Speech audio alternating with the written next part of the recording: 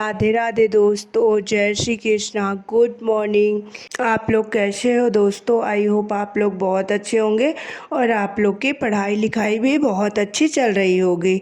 तो चलिए, मैं अभी जग गई हूँ, मैं जा रही हूँ नहाने। आप लोगों से नहाने के बाद मिलती हूँ। मैं नहा कर आ गई थी तो मैं गई छत पर पूजा करने।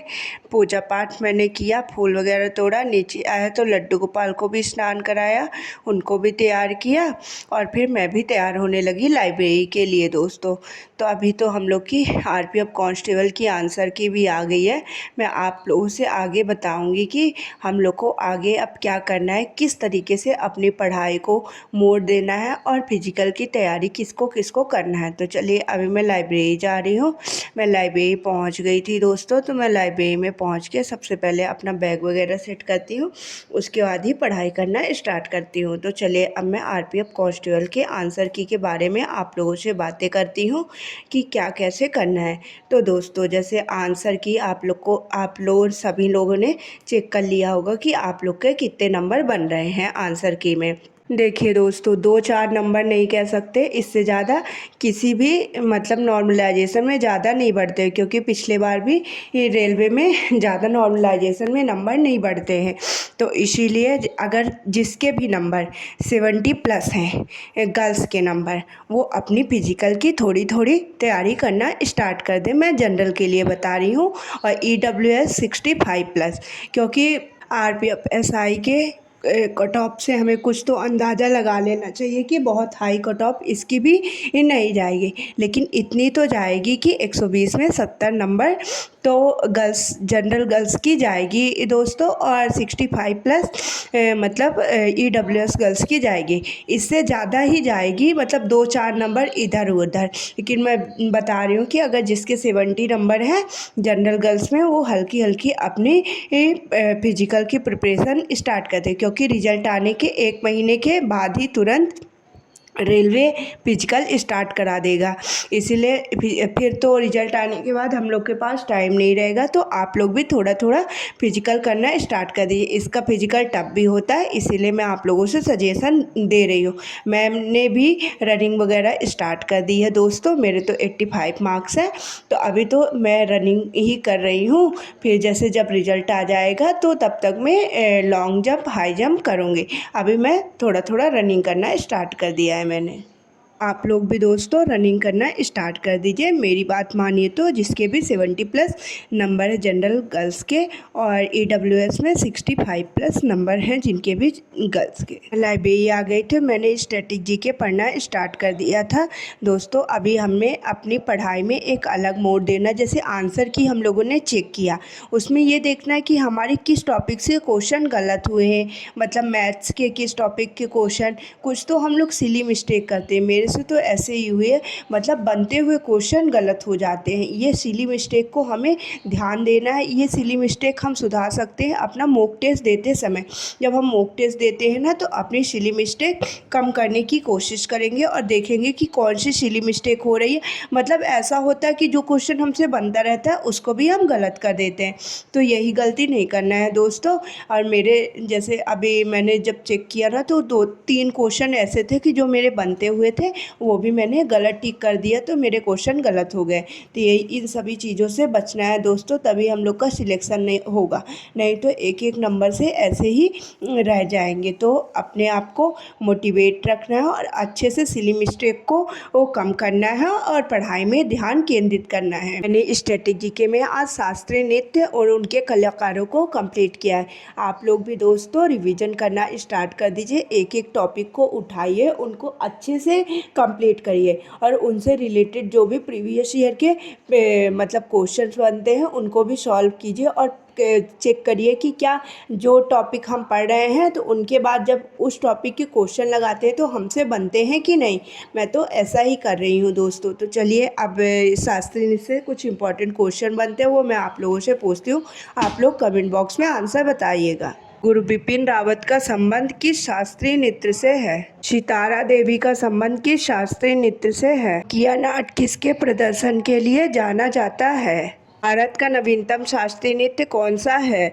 सत्रिया को कब शास्त्रीय नृत्य का दर्जा दिया गया है? तो स्टैटिक जीके में ये कुछ इंपॉर्टेंट क्वेश्चन है दोस्तों, आप लोग ध्यान से सुनिएगा और आंसर देने की कोशिश करिएगा। आप लोगों से जो भी मैं क्वेश्चन पूछती हूँ ना, तो वो टॉपिक अगर आप लोगों ने रिवीजन नहीं किया है तो उस दिन उस टॉपिक का पूरा रिवीजन कर लिया करिए, और मेरे साथ साथ आपका भी सारे टॉपिक कंप्लीट हो जाएंगे। इसीलिए मैं टॉपिक का नाम भी आप लोगों से बताती हूँ कि मैंने आज कौन सा टॉपिक पढ़ा है। कुछ लोगों ने मुझे कमेंट किया था कि दीदी आप टॉपिक के नाम बताया करिए, मैं भी आपके साथ अपनी चीज़ें कंप्लीट करने की कोशिश करूँगी। इसीलिए मैं सभी टॉपिक के नाम बताती हूँ कि कौन से टॉपिक मैंने क्या पढ़ा। फिर उसके बाद मैंने हिस्ट्री पढ़ा था। हिस्ट्री में मैंने आज मुग़ल वंश को स्टार्ट किया है। अभी शाम की क्लासेस में सर ने सैयद वंश को कंप्लीट कराया है, और कल लोधी वंश। कल से मतलब जो सर की क्लासेस चलती है ना, उसमें भी दिल्ली सल्तनत ख़त्म हो जाएगा। उसके बाद सर देखिए कौन सा मतलब टॉपिक स्टार्ट करते हैं। जो भी स्टार्ट करेंगे तो मैं आप लोगों से शेयर करती जाऊंगी। और यदि आप लोग वे क्लासेस हिस्ट्री की नहीं लेते हैं तो अभी भी आप लोग के पास टाइम है, जल्दी से पिछला कवर कर लीजिए और लाइव क्लासेस से ज्वाइन कर लीजिए सर को। सर उन क्लासेस में इतने अच्छे से बता रहे हैं ना कि हमारे मतलब जो भी एग्ज़ाम में क्वेश्चन बनेंगे एक भी छूटेंगे नहीं, हम लोग सारे क्वेश्चन अच्छे से अटेम्प्ट कर पाएंगे दोस्तों। फिर उसके बाद मैंने जब हिस्ट्री कंप्लीट कर लिया तो पॉलिटी को पढ़ना स्टार्ट कर दिया। पॉलिटी में मैंने आज अनुसूचियों को पढ़ा है। फिर मेरी पॉलिटी कंप्लीट हो गई थी। उसके बाद मैंने मैथ्स पढ़ना स्टार्ट कर दिया। मैथ्स में मैंने आज प्रायिकता वाला चैप्टर मेरा कल कंप्लीट हो गया था। आज से मैंने ट्रिग्नोमेट्री स्टार्ट किया। कुछ लोगों का कमेंट था कि दीदी आप ट्रिग्नोमेट्री कहाँ से कर रही हैं? तो मैं ट्रिग्नोमेट्री आदित्य रंजन सर से कर रही हूँ। यदि आप लोग के पास आदित्य रंजन सर का बैच नहीं है दोस्तों, तो आप लोग बहुत कम कीमत में उनका बैच मिल जाते हैं, आप लोग बैच ले लीजिए। और जो भी एडवांस बैच के चैप्टर आप लोगों से नहीं बनते, एक बार जल्दी से जल्दी उनको कंप्लीट करने की कोशिश करिए दोस्तों। उसके बाद मैं करेंट अफेयर की क्लासेस लेने लगी थी। करेंट अफेयर का हमारे जीके जीएस में बहुत बड़ा रोल है, इसीलिए हमें करेंट अफेयर की क्लासेस डेली लेना है और उनका डेली का डेली रिवीजन करना है। मैं तो ऐसा ही करती हूँ कि जैसे 45 से 50 मिनट में मेरी क्लासेस कंप्लीट हो जाती हैं और 10 से 15 मिनट में उनका रिवीजन हो जाता है दोस्तों। 45 मिनट मतलब मैं 2x करके देखती हूँ। क्या है कि मैं जब आप लोग भी डेली क्लासेस लेने लगेंगे ना, तो 2x की स्पीड में आपका आसानी से कवर हो जाएगा। इसीलिए मैं 2x करके देखती हूँ, तो मेरा 40 से 45 मिनट में सारा कवर हो जाता है और मतलब 10 से 15 मिनट में उसका रिवीजन भी हो जाता है दोस्तों। तो आप लोग भी ऐसा ही कर सकते हो और करेंट अफेयर की क्लासेस को कंप्लीट करके अपने जीके जीएस में अच्छे स्कोर कर सकते हैं। उसके बाद मैं घर के लिए निकल गई थी। घर में आकर मैंने खाना वगैरह खाया, थोड़ा सा रेस्ट लिया। उसके बाद दोबारा से मैं लाइब्रेरी चली गई दोस्तों। तो मैं लाइब्रेरी में गई तो मैंने ट्रिग्नोमेट्री की क्लास ही लेना स्टार्ट कर दिया है, क्योंकि अभी मैं सोच रही हूँ कि जैसे पहले मैं एडवांस मैथ्स के सारे टॉपिक एक बार कंप्लीट कर दूँ। अभी मैंने अर्थमेटिक वाले टॉपिक्स को होल्ड पर रखा है और बस वही टॉपिक पढ़ रही हूँ जो टॉपिक के मुझसे क्वेश्चन नहीं बनते हैं, और ज़्यादा ध्यान मतलब एडवांस मैथ्स में दे रही हूँ। आप लोग भी ऐसा कर सकते हैं दोस्तों कि मतलब जो टॉपिक अर्थमेटिक के नहीं बन रहे हैं उन्हीं टॉपिक बस का रिवीजन करिए और बाकी सबका प्रैक्टिस कीजिए।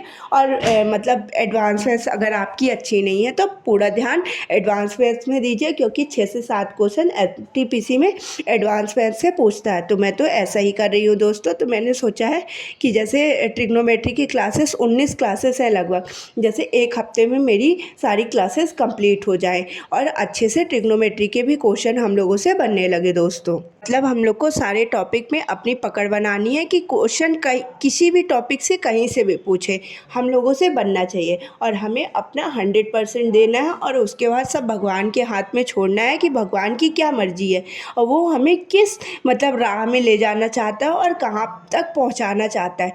भगवान हमारा मेहनत देखेगा दोस्तों, और एक दिन मेहनत का फल ज़रूर देगा। इसीलिए हमें सिर्फ अपनी पढ़ाई पर फोकस करना है, डिमोटिवेट नहीं होना है कि जैसे आंसर की आए जिसके कम नंबर है तो वो डिमोटिवेट हो जाए। नहीं दोस्तों, हमें डिमोटिवेट नहीं होना है और अपनी मेहनत को बरकरार रखना है, क्योंकि हमें इस साल सिलेक्शन ज़रूर लेना है दोस्तों। तो अभी फिर उसके बाद मैंने जब ट्रिग्नोमेट्री की क्लासेस ख़त्म कर ली तो मैंने एक सेक्शनल मॉक टेस्ट दिया। उसमें मेरे 27.34 नंबर आए थे। फिर उसके बाद मैं ग्राउंड चली गई, तो ग्राउंड में मैंने रनिंग वगैरह की। फिर आज मंगलवार था तो मैं हनुमान जी के मंदिर गई, वहाँ आरती वगैरह की। फिर लाइब्रेरी आ गई थी। लाइब्रेरी में आके सबसे पहले मैंने जीएस का प्रैक्टिस सेट सॉल्व किया। ये तो आप लोग को पता है कि मैं डेली का डेली प्रैक्टिस सेट सॉल्व कर लेती हूँ। उसके बाद हिस्ट्री में सर ने आज सैयद वंश को वो स्टार्ट किया और कंप्लीट भी करा दिया। तो सैयद वंश की मैंने क्लासेस ली है। अगर आप लोगों ने हिस्ट्री नहीं पढ़ा है तो एक बार आप लोग नवीन सर से ये ज़रूर पढ़ लीजिए। मैं आप लोगों को ये बार बार बोलती हूँ, मैं इसलिए बोलती हूँ कि मुझे लगता है कि आप लोग की भी सारी चीज़ें अच्छे से कंप्लीट हो जाए और आप लोग भी एग्ज़ाम में अच्छा स्कोर करें दोस्तों। उसके बाद मैंने आज से रीजनिंग का प्रैक्टिस सेट लेना स्टार्ट किया है। मैंने देखा कि रीजनिंग के मेरे 3 क्वेश्चन गलत हो गए हैं, इसीलिए मैंने प्रैक्टिस सेट लेना स्टार्ट कर दिया है। इससे क्या होगा कि हमारे सारे टॉपिक का रिवीजन हो जाएगा। उसके बाद मैं घर के लिए निकल गई थी दोस्तों। मैं घर पर आई तो मैंने खाना वगैरह खाया, लड्डू को दुद्धू शुद्धू पिलाया, उनको सुलाया और मैं भी सोने के लिए चली गई। राधे राधे, जय श्री कृष्ण, बाय बाय।